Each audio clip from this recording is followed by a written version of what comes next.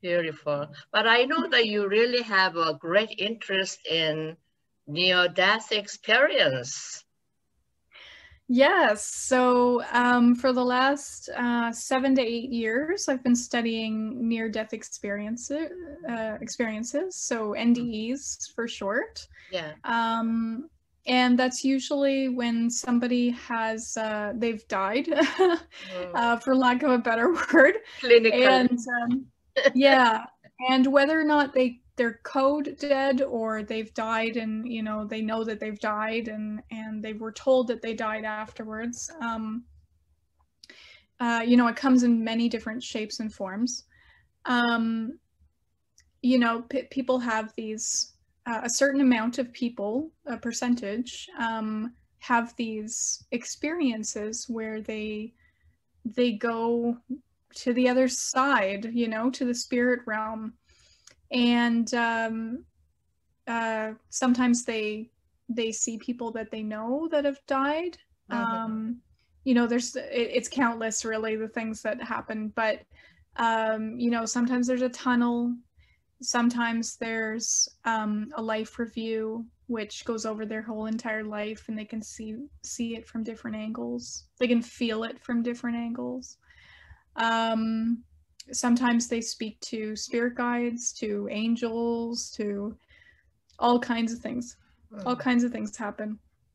So I had a weird kind of spiritual experience myself, not an NDE, but it led me to getting involved in understanding and researching NDEs.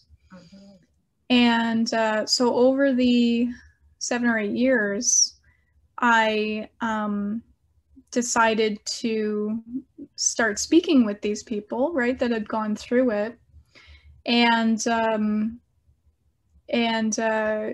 doing things like signing up for their conventions. I was supposed to speak at the 2018 convention, but I had lost my job prior, and that's a long story in itself. But basically, now in the last year, I've been taking near-death experiencers through hypnosis to re-experience the other side.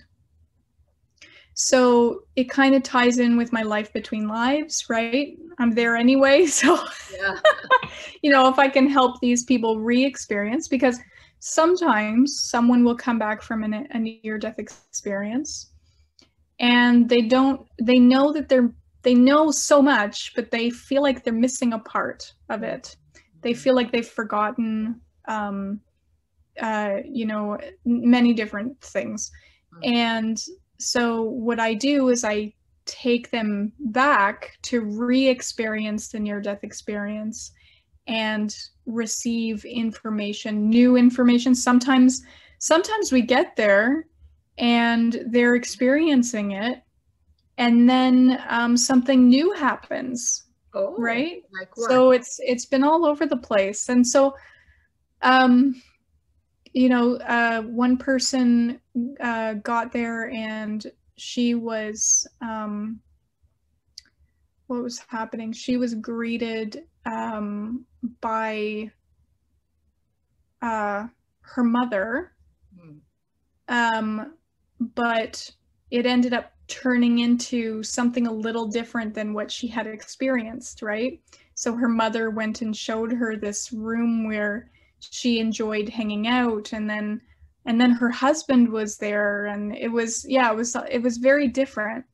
But generally, they go there again. Intention is so important, right? You go there with the intention of re-experiencing it to a certain degree, and sometimes you get new and exciting information, right? Right. So, and some people don't recall having a near-death experience at all. They died, they know they did, and they feel totally different about death. They're not scared of it or anything. They don't know why, but they can't remember anything, right? And sometimes this happens, and so I'll take them through the experience to see if they can regain any of that information that was lost. Mm-hmm. So yeah, it's really a beautiful area of study, right? And I'm hoping in the next couple days to get my an email from the International Association of Near-Death Studies that I'll be speaking at this year's convention. So that'll be exciting, and that would be nice. I'll get to... Sorry? That would be nice. Yes, it would be. It would be. It would be. But yeah, I'll get to present some of my findings and, you know, work with people there. And so, yeah, it's a lot of fun stuff coming up. Interesting. I'm just wondering, how do you get all this subject to do NDE study? Yeah, so I'm part of many different near-death experience groups on Facebook. I've made a lot of connections over the years with near-death experiencers. And basically I've reached out to them, I've reached out to the groups, and I'm seeing, you know, not a lot because I can't handle a lot on top of my current schedule, but it's about one NDE every 1 to 2 weeks. Nice, so, that's a lot. I guess so. Yeah, I mean, that many people have that experience? Oh, yes. Yeah, absolutely. Absolutely. You're saying 1 or 2 a week? One experiencer. For me, I can only take on one experiencer every 1 to 2 weeks. Okay. That's a lot. My schedule. Yeah. Yeah. Yeah. And yeah, so I'll never take them through the death experience. I just go to, same with Life Between Lives, I go up the, oh, sorry, bird outside. I go up the staircase, yeah. Right, to the garden, and then we go through it that way. You know, I never take them to their death and then relive that, and we don't do that. So we just do it gently and get there that way. And the wonderful thing about when a near-death experiencer has had an experience is the memory, the knowing, the experience is right there, usually for the rest of their lives. You know, we can think of a memory and it's kind of there and we kind of know it, and, you know, we can kind of see what's going on a little bit. But for them, they're living it. Like they're actually, when they think about it, they're right there. They can see it. They can feel it. You know, usually tears are there as well, you know, because it was so beautiful for them. So the great thing about that is that when we go into hypnosis, it's just even more there, and they can really pull information from it, right? So I know I'm going on and on about it. What do you think that their memory is so indelible in their brain? What is so different between ordinary memory versus NDE experience? Why? Yeah, I know. That's a big question, you know, and that's a big question that a lot of people are asking. You know, NDEers tend to think it's because the memory was made on a soul level, right? You were there. Yeah. You experienced it. It was more real than life. It was, NDEs are more real than what we go through here, they say, right, when they come back. And so, yeah, so that's, I mean, I don't know for sure how that all works, but from, you know, what they've talked about and my understanding is that it's a memory imprinted on the soul, and that memory was just so much more real than anything they could have imagined. You know, I liken it, not exactly, but somewhat like, I don't know if you've ever had dreams where, I mean, everything is so real and vivid and colorful, you know, and so, and those dreams, like, you know, I've had some dreams in my life and I can just really see them still, you know, if I think about them. They're very vivid. So it's kind of like that, but you know, this real experience that they've had. Nice. So you are collecting all this data and work on these people, and then I'm just curious, what would you like to achieve by doing all this work? Yeah, so what I'd like to achieve is, first of all, helping the community, the NDE community. Okay. So a lot of NDEers come back, and even though it was a beautiful experience, they feel lost, right? It's very hard to integrate. Yeah, because they've seen something, right? They've experienced something that has gone totally against maybe what they ever imagined, right? Right. And now they're having to live, you know, one big thing that NDers will often say is when they have to come into the body again, and this is another thing, I'm jumping, sorry. No problem. But usually at the end, the floor. Yeah, right? Usually at the end of an NDEr's experience, and this happens more often than not, they will be told that it's not their time. It's not their time. They'll be back, but it's not their time. They've got stuff to do on Earth. So and usually they don't want to come back because it's so wonderful. So pleasant right? up there. Right? Yeah. So so they'll reluctantly usually come back, right? And when they come into the body, it's cold and heavy and, you know, dead. So they're you know, getting back into this body, and to integrate, knowing what they know and feeling so much different about life and what is life anymore, and seeing things from a different perspective, and usually coming back with highly, highly intuitive abilities suddenly, right? And so they'll come back, and it's very hard to integrate back into society. A lot of them end up losing some of their friends, spouses, right? Because they just don't understand what's going on. You know, it's something that a lot of people struggle with when they come back. So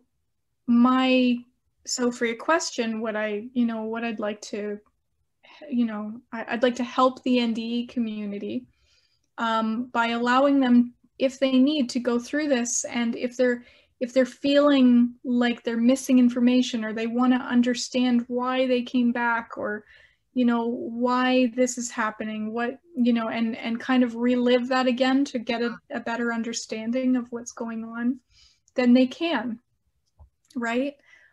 And the more information that is out there for NDEers, right? The more connected they feel, and they don't feel like they're crazy, right? Because that's a big thing too,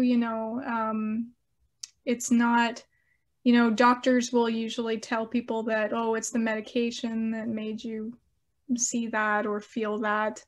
But usually these people aren't even on medication when they died. So, yeah, so it's just a real helping the community. And I'd like to put some of it in a book, right? And so my book, I've kind of got a name for it, Love's Ripple Effect. Yeah, and so I'm just compiling messages that come back, understanding love. That's the biggest message that NDEers bring back to the earth, is love is all that matters, right? Love is it. And usually, sorry, I just love talking about this stuff, so stop me if I'm going overboard. Love it, so let's talk, right? Go ahead. But Yeah, so usually they'll come back, you know, love is everything, love is all there is. And um, usually I mentioned before that they'll have a life review, and this life review can take many different shapes and forms, whether it's on, you know, a screen or just kind of in front of them or around them. And the biggest thing that they say is that, okay, so they're, you know, they watch their life. Every moment seems to happen all at once, but they watch their life from birth to the day that they died. And they watch it from a perspective of, okay, you know, I'm feeling this, I didn't like that, this felt good, you know. And then they rewatch it.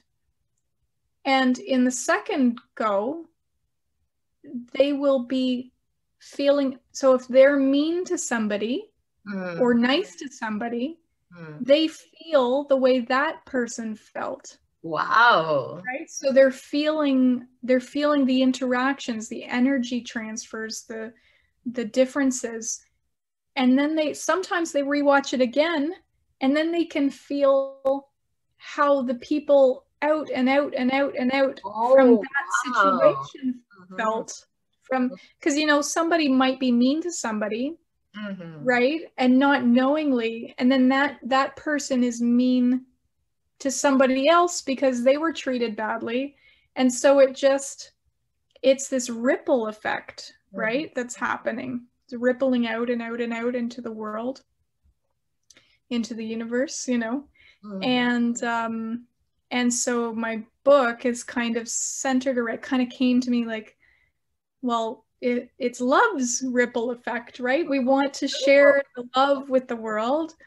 You know, we want to be kind, you know, share this loving kindness, and that will ripple out. And so I guess, you know, with my helping NDEers through their experiences, again, through hypnosis, I'm just, you know, I'm getting an understanding, and with their permission, of course, you know, putting their words into material, and just a deeper understanding so people can read about the ripple effect and how love goes throughout the earth and the universe, and, you know, is just part of everything. So if somebody watches it, and then if they had a near-death experience, they want to get in touch with you, how can they get in touch with you? Do you have a contact information? You can talk about it. Oh, yeah. My information, my name is Hillary. And my email is info, I-N-F-O, at somhypnosis, SOMHYPNOSIS.com. And yeah, they're welcome to speak to me about their NDE if they want, and they're welcome to set up a session to go through it if they want. I can see now there is a need for these people to go to, because I didn't know anything about much, that they are lost in a way, right, in the society. So they need some place to go and find the answer. So that is great service that you are doing. That's right. And you are writing a book, and then what else would you like to help them? How are you going to help them other than at the community, writing a book, and what else? Yeah, so, you know, I find it's very important to just have somebody to listen, you know? NDEers don't usually, if they're not aware of it already, they have no idea where to turn, right? And so if they have somebody that's willing to listen and understand them and not think they're out of this world, right? Not that they're crazy. That's what usually they get the, you know, the response, right? That's right. So that's important, right? And there are groups. There's a group in Toronto. The name of them is I'm forgetting it now, but they're attached to IONS, the International Association for Near-Death Studies, and they're a chapter in Toronto that meets, I think, once a month or something. Okay. But I can send you that information too if they want to. Yeah, I will put it up as well. Okay. Mm-hmm. Very good. So, so maybe this is a good idea to encourage people to come forward and get some help, right? Yeah. Excellent.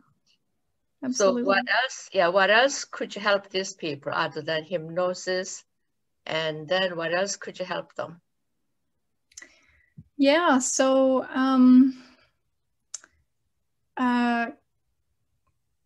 besides, being there for them to take them through it again and being, a good listener, and trying to just get the message of love out there through the book.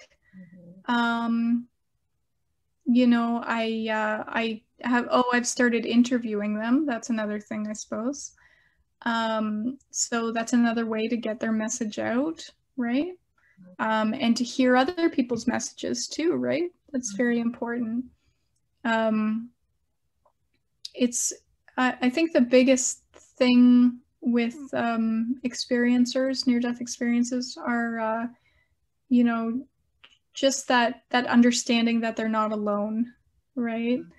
That there's lots of different kinds of spiritually transformative experiences out there. And, that's another thing. Like I've helped people who have had shared death experiences where someone they love or know personally is dying, and they find themselves having a visual of being with them while they're dying and going fantastic. to the other side. Wow. Yeah. That's really so there's all kinds of things. Wow. Yeah, and I work with them too, right? I don't turn anybody away really if it's, if they want to find out more, but out of body experiences people have and they don't really understand, spiritually transformative experiences, near-death experiences, so all kinds of things. Yeah. Briefly, back then you were mentioning that you were going to go to convention, but you couldn't make it. What kind of convention is that? The International Association for Near-Death Experience Convention. And that one that I was supposed to go to was in 2018. And I would have been talking at that time. I was studying, because I was also doing design work, product design.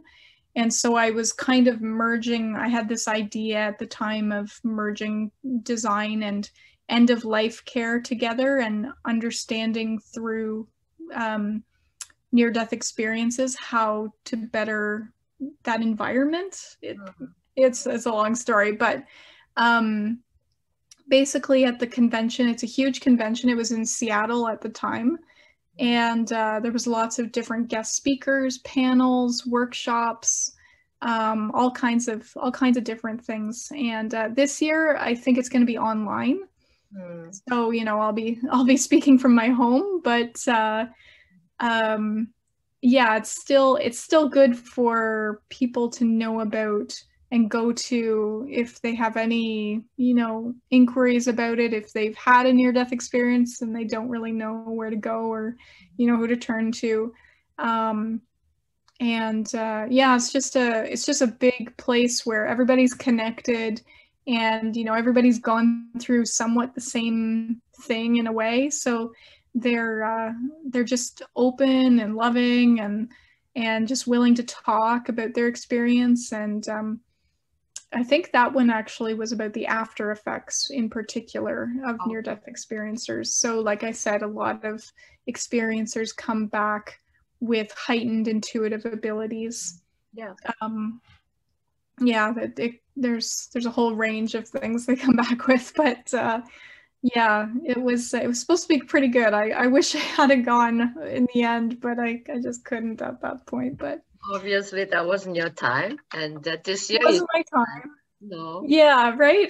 Yeah, that's how I try to think of it as, it wasn't the right time to go. And, now I'm going there with something completely different, right? And yeah. Yeah. So you are well prepared for the convention, right? Pretty much. Yep. Yep. Things will change. Like I said in my, the thing I sent to the convention to apply to speak. Every day I'm learning something different, right? So by the time the convention comes, there could be new information, that I put together. So, yeah. Fantastic. It sounds so exciting, right? Yeah, I am pretty excited about it. Yeah. Anything else would you like to share with the NDE people? I guess, if they are watching, if there is someone who's gone through an experience that they don't understand, you're not alone, right? You can reach out. You can reach out to myself. You can reach out to IANS. I'll give you that website as well to post here. Okay. And yeah, just know that you're not alone, and that there's definitely a huge amount of people that will listen to you and understand you and not think you're crazy. And there's so many beautiful things that come from it too, if you're able to talk about it and process it. Right? That's so important, to process it. Yeah. Is there any information about how many people are here in Canada have had NDE?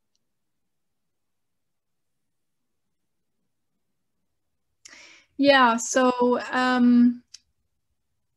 I think the current information is that 1 in 10 people have had a spiritually transformative experience, whether that's NDE or STE, a shared near-death experience. So 1 in 10, that's like 10%, I guess, of the population. That's a huge amount. But it is a huge amount, and I think people are scared to talk about it. So the people that sometimes, I think there's a large amount of people that when they've died and come back and they have this experience, they keep it to themselves, right? Because they don't want to be ostracized by society, right? And so it's very important to talk about it and to get, help if you need it from the right people. And there's a huge community for it. And luckily, yeah, there is a chapter in Toronto, and again, I'll get you that information for them. That'd be nice. But yeah. So yeah, I think a lot of people do hide it. I guess so, because society isn't ready, right? So they don't want to be isolated. Yeah. Yeah. So totally understand. Exactly. Totally, right? So now, yeah, if they watch this, the talk today, please contact Hillary, and then go through finding out what is the the experience for. And I know personally Hillary is a great listener, and she's got a vast compassion. So you have the right person to go to. So okay. Thank you. You have such a beautiful personality that you understand each one of them, right? No matter who they are. Yeah, it's quality you have. I have had people say that before. Yeah. I'm thankful that I have that quality, because it allows me to do my job really well. It's your work, right? Yeah. Very good. Anything else you want to add? No, I don't think so. I'm just thankful to have gotten in touch with you and gone through the QHHT process and, you know, going through it myself as an intern now, and, you know, a level 1 intern, and I'm still working on my 25 free sessions, but I think I'm on like 14 now or something. So Getting there now. getting there. You're Yeah. getting good enough. Yeah. Right. And you are busy anyway with the LBL and NDEs and everything, right? Yeah, and I'm I'm a general hypnotist as well, right? So besides the spiritual stuff, I work with people with anxiety, with PTSD, with you know, all kinds of things, sleep disorders. Funnily enough, because I dealt with one, but I did a lot of healing on my own with that, right? That's why I became a hypnotist. Because of the healing that came through hypnosis for my own anxiety and sleep disorder. So yeah, I've been I've been busy, but